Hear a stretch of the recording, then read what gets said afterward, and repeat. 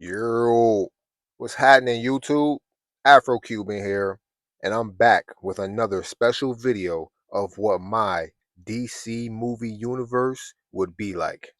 Now, as you can see from that title, this is a little project of mine, a video series that I started where I basically put myself in the shoes of someone who was in charge of producing and directing a DC cinematic universe. So, this is my vision of how I will want my movies and stories to connect. And in each video, it will basically be a new movie, and I'll be going through the three acts as I use AI generated clips and screenshots to give you guys an entertaining story. Now, sidebar, obviously, I won't sit here and read a full 2 hour script.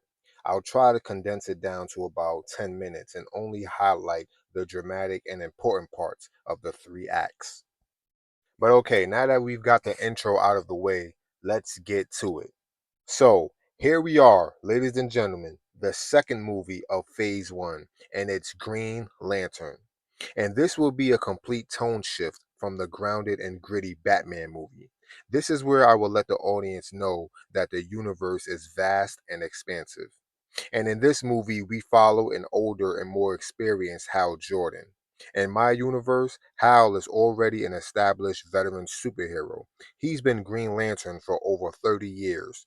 And throughout his career, he's had this cat and mouse relationship with Sinestro where the two of them would cross paths, but Sinestro would always find a way to get away.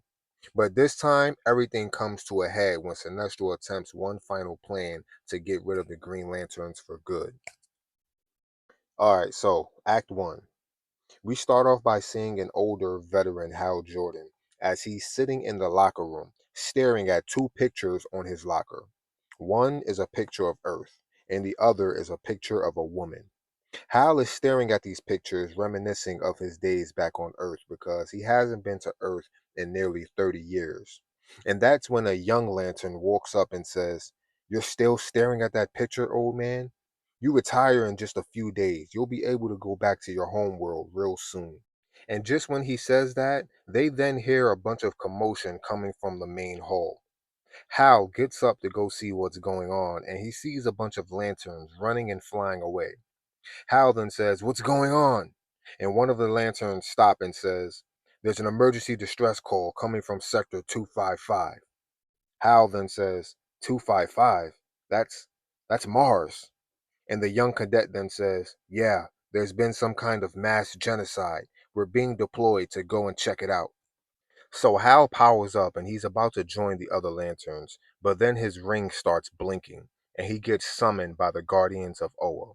So Hal goes to see what they summoned him for, and they inform him that they're sending him on a different mission. Apparently, there's been multiple cases of celestial monks being abducted in a hidden sector of the galaxy that no one is supposed to know about, and they want Hal to go and check it out. But when Hal flies away, we then see that all of the Guardians have nervous looks on their faces. So Hal travels to this hidden sector to investigate all of the abductions. And during his travels, Hal learns that there are seven ancient celestial monks across the solar system. And these monks are responsible for the creation of the Guardians. And if all seven monks are to perform a certain ritual, they can destroy the Guardians. So Hal goes to where the seventh monk is being hidden to prevent him from being abducted. And when Hal gets there, he runs into Sinestro. So it appears that Sinestro was the one who's been abducting the monks because he wants to get rid of the Guardians. Hal shows up just as Sinestro is attempting to abduct the last monk, and Hal confronts him. Sinestro sees Hal and says, "We've been at this for over 30 years. We're both not getting any younger, and it's time for the lanterns to end." And that's when Hal gets attacked by some kind of giant alien looking monster who's being controlled by Sinestro. Hal and the alien begin to fight, and the fight goes on for quite a while. But eventually, Hal is able to use his ring to subdue the alien and tie him up. But during their fight, Sinestro was able to get away with the monk. Alright, so now we get into Act 2. So Hal returns to Oa, and he has the alien dog still chained up and throws it into one of the cells. Hal is also fatigued and injured because he hasn't had a hard fought battle in years, and now that he's getting older, it takes more of a toll on his body. So afterwards, Hal then goes and confronts the Guardians for not telling him the full story about the celestial monks. So finally, the Guardians give Hal the full backstory. So apparently, these monks possess the power to drain the Guardians of their life force, which would also result in the Lantern's rings becoming powerless and useless. And without the power of their rings, there will be no one to stand in Sinestro's way. So Hal then makes a promise to stop Sinestro at any cost. And for the rest of Act 2, this is where we would get a montage of Hal Jordan training to get back in shape, while also doing research on the Celestial Monks to find any weakness in their power or find some kind of way to reverse the ritual. We also see that somewhere hidden deep in a far pocket of outer space, Sinestro is forcing the monks to perform the ritual to destroy the Guardians. Okay, so now we get into Act 3. Alright, so after some time is spent doing research on the monks, Hal finally figures out where Sinestro took them.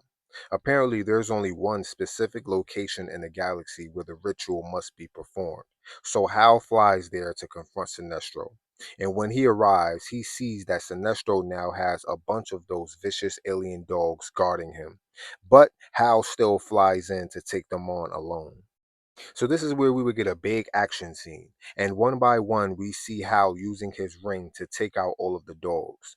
But as he's fighting, the monks continue their ritual, and the guardians start to get weak, and their life force begins to drain, causing the power of Hal's ring to also drain. So now the fight against the alien dogs is becoming more difficult as Hal fights for his life. But eventually, Hal is able to overcome it and finally takes out all of the dogs. But now he is almost completely fatigued and worn out.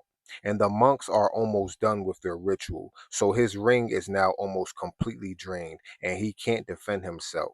So this is when Sinestro finally comes up and fires an energy beam down on Hal.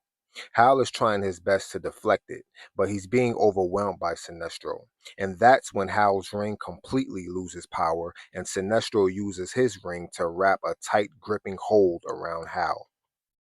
Sinestro then uses his ring to tighten his grip around Hal and pulls him in closer as he then says, Hal Jordan, the man without fear.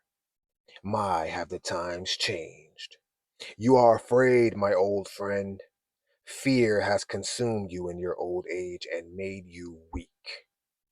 And that's when Hal slowly lifts his head up at Sinestro and says, You see, that's where everyone's been wrong about me. Becoming older hasn't made me weak or more afraid. The truth is, I've always been afraid. Every day ever since I put this ring on, I've been afraid. But do you want to know my secret, Sinestro? I don't let the fear overcome me. In fact, I've learned to master that fear. And then suddenly, that's when Hal breaks free of Sinestro's grip. Sinestro has a confused look on his face, and then he tries to fire an energy beam at Hal. But instead, his ring comes off of his finger and flies over to Hal and goes onto Hal's finger. And Hal becomes a yellow lantern.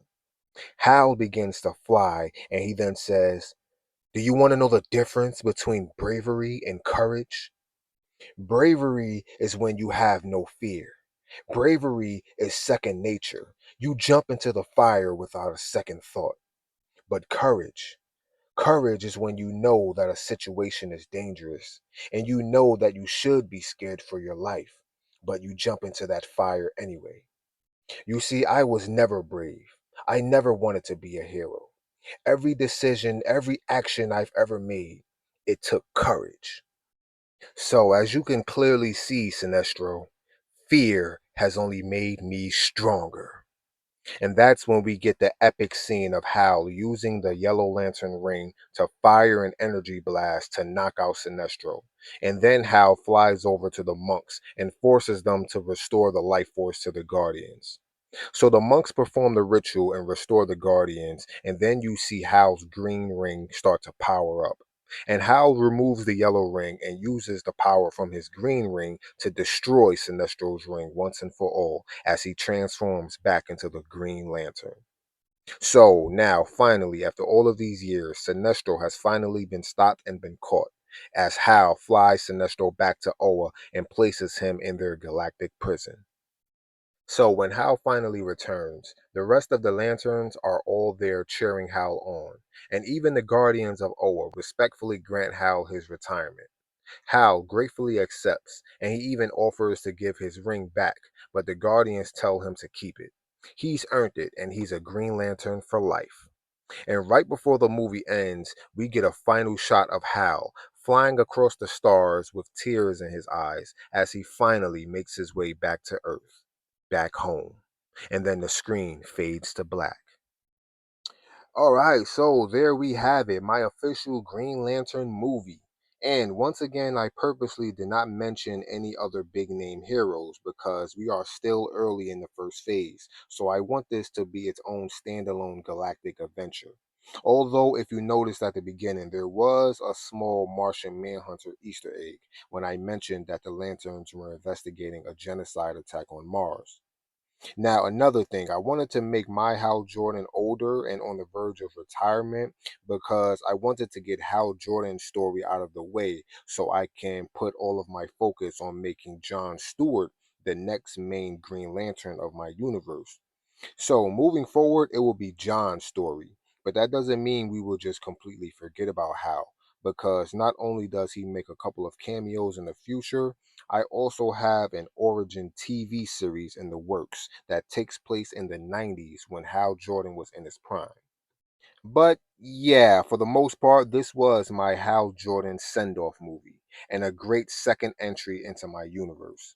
And yeah, that's pretty much all I got for you guys today. I got plenty more coming as usual. Just hit up the likes and hit up the views, and I will gladly keep pumping these things out. But yeah, that's all I got. And as usual, be well, be great, and I will catch you nerds on the flip side.